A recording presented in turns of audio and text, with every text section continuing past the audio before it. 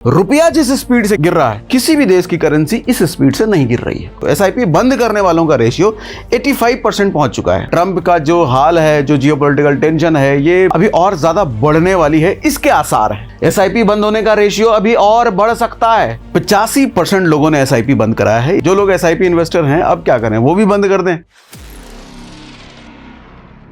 SIP बंद होने का रेशियो 85% पहुंच गया है दिसंबर महीने में। ये अच्छी बात है, बुरी बात है? ऑफ कोर्स बुरी बात तो है, लेकिन हमको करना क्या है फिर? जो लोग एसआईपी इन्वेस्टर हैं अब क्या करें, वो भी बंद कर दें, रुक जाएं, क्योंकि अभी मार्केट की जो हाल चल रही है वो बेहाल है। और ट्रंप का जो हाल है, जो जियोपॉलिटिकल टेंशन है, ये बेहाली अभी और ज्यादा बढ़ने वाली है, इसके आसार हैं। तो ऐसे में क्या करें? हम एसआईपी रोक दें, बंद कर दें? तो आप अगर एसआईपी करते हैं, म्यूचुअल फंड में इन्वेस्ट करते हैं, तो आज बड़ा ध्यान से सुनिएगा, आपको करना क्या चाहिए, सही तरीका आज अब बताने वाला हूं। अच्छा, जब एसआईपी बंद होता है ना, दो कारणों से होता है। एक तो एसआईपी वो लोग बंद करते हैं जिनके पास पैसे नहीं है, या फिर डर में, या फिर हो गया है, कोई पैसे का जरूरत पड़ गया, एसआईपी बंद कर दिया है। लेकिन दूसरे वो लोग भी होते हैं जिन्होंने 15 साल का एसआईपी करा था, उनका हो गया 15 साल, 10 साल का किया था, हो गया 10 साल, 5 साल का किया था, हो गया 5 साल। इसको कहते हैं मैच्योर हो गया उनका एसआईपी। ठीक है, तो वो लोग भी बंद कराते हैं, लेकिन ऑफ कोर्स ज्यादा संख्या उनकी होती है जो आधे में ही बंद करते हैं।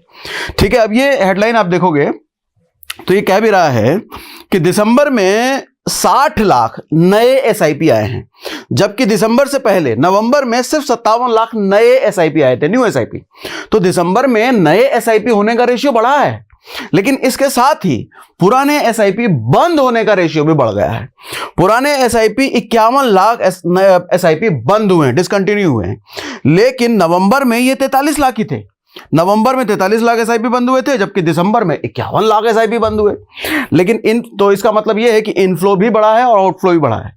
मतलब नए एसआईपी खुलने का रेशियो भी बढ़ा है और पुराने एसआईपी बंद होने का रेशियो भी बढ़ा है। तो सबसे पहले करंट सिचुएशन आपको समझाता हूं। करंट सिचुएशन ये है कि मार्केट देखो लगातार गिर रहा है, और मार्केट गिरने के साथ साथ जो बड़े जाइंट हैं मार्केट के, large cap blue chip stocks, उनकी भी हालत पतली हो चुकी है। ये देखो 37 स्टॉक ऐसे हैं जो कि 0 से 3% सिर्फ आज के आज टूटे हैं, आज के आज नेगेटिव में 0 से 3% तक गिर गए 37 स्टॉक। 0 से 3% सिर्फ 13 ऐसे स्टॉक हैं जो कि पॉजिटिव में हैं भैया। अब ये लिस्ट देख लो आप, अडानी की बात कर लो, पोर्ट्स की बात कर लो, अपोलो हॉस्पिटल की बात कर लो, 0.3%, 2%, 1.5%, 2%, मतलब 2 से 3% भी बड़े बड़े स्टॉक्स टूटे हैं। एचडीएफसी बैंक टूट गया भैया, आईसीआईसीआई बैंक टूट गया। मतलब जो जाइंट्स है भी बड़े वाले जाइंट्स हैं, ब्लू चिप्स में भी एकदम वाले ब्लू चिप्स हैं, सबसे बड़े वाले, उनकी हालत खराब है। रिलायंस टूट रहे हैं। इसका मतलब ये चीज दिखा रहा है कि मार्केट की हालत सच में खराब है। तो दिसंबर देख लो, नवंबर देख लो, अक्टूबर देख लो, हर महीने 34,000 करोड़, 17,000 करोड़, 2,000 करोड़ हर महीने बिकवाली है एफआई की। यह दिखा रहा है कि एफआईएस लगातार मार्केट छोड़ करके जा रहे हैं, इंडियन मार्केट से उनका इंटरेस्ट भैया हटता जा रहा है। इसका कारण क्या है? इसका एक बड़ा कारण है कि रुपये का जिस तरीके से गिरावट हो रहा है भैया, रुपये में अगर गिरावट हो रहा है, इंडियन मार्केट में वो पैसा डाल रहे हैं डॉलर के फॉर्म में, थोड़ी रुपये के फॉर्म में डाल रहे हैं ना। मार्केट में इंडियन मार्केट में रुपया चलता है, तो रुपये के फॉर्म में जब पैसा वो डाल रहे हैं और रुपया ही गिरता चला जा रहा है, तो कल को जब पैसा निकालेंगे तो उनकी वैल्यू डिप्रिशिएटेड होगी, उनको घटी हुई वैल्यू मिलेगी। जबकि कंपैरेटिवली जो इस वक्त माहौल चल रहा है ग्लोबली, आप देखोगे रुपया जिस स्पीड से गिर रहा है किसी भी देश की करेंसी इस स्पीड से नहीं गिर रही है। सब देश की करेंसी ठीक ठाक चल रही है, गिरी भी है, लेकिन गिर भी रही है तो गिरने का स्पीड ये नहीं है।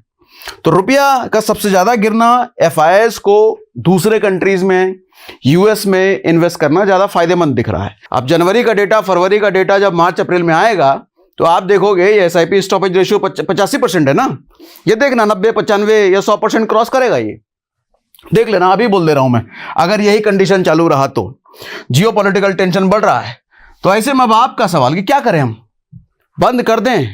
क्योंकि पोर्टफोलियो कुछ लोगों का लाल हो चुका होगा, या साल भर से लाल चल रहा होगा, या अभी कुछ लोगों का लाल होगा। यह ट्रंप जिस तरीके से जियोपॉलिटिकल टेंशन बढ़ा रहा है, क्या करें? Sir, do more and more SIP.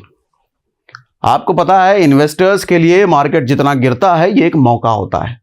अरे मार्केट जितना बढ़ रहा है, स्टॉक्स के प्राइसेस बढ़ रहे हैं, वो आपके लिए मौका थोड़ी है, वो आपके लिए मौका नहीं है। मौका तो यह है जब चीजें सस्ती मिल रही हो। अरे भैया, दुकान में कपड़ा खरीदने कब जाते हो? जब दुकान पर लगा होता है 70% सेल, 80% सेल, तब जाते हो ना। अरे भैया 80% सस्ता मिल रहा है, ले लो। आपका म्यूचुअल फंड का यूनिट आपके स्टॉक्स आपको सस्ते जब मिल रहे हैं तब खरीदोगे या तब पीछे हटोगे? जैसे कपड़ा सस्ते में खरीदते जाओ ना, जूता सस्ते में खरीदते हो, वैसे स्टॉक्स भी जब सस्ते में मिल रहा हो तब खरीदने का है। ये जो मौका है, मैं देखो ये नहीं कह रहा कि अभी हो सकता है मार्केट उठने लग जाए, ये गिर सकता है और ज्यादा गिर सकता है, तो अभी से डालना शुरू करो और जब जब जितना जितना गिरे आप अपने एसआईपी का इन्वेस्टमेंट बढ़ाते चले जाओ भैया, ये टाइम बढ़ाने का है। और अगर एसआईपी नहीं किया है तो आपको कर लेना चाहिए, इसी वक्त शुरू कर देना चाहिए।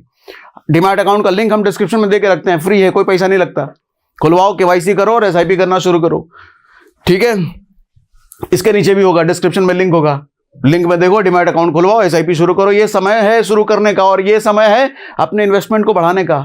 और अगले 6 महीने साल भर तक अगर मार्केट गिरता रहे या गिर रहे, नेगेटिव में रहे, तो समझ लो जितने एसआईपी इन्वेस्टर्स हैं सर, ये गोल्डन पीरियड है आपका। कोरोना में जिन लोगों ने पैसा डाला आज वो मोटा रिटर्न निकाल के बैठे हैं, लेकिन कोरोना में जो लोग रुक गए वो आज पछता रहे हैं, काश कोरोना में इतना सस्ता मिल रहा होता, थोड़ा पैसा हमने डाल लिया होता।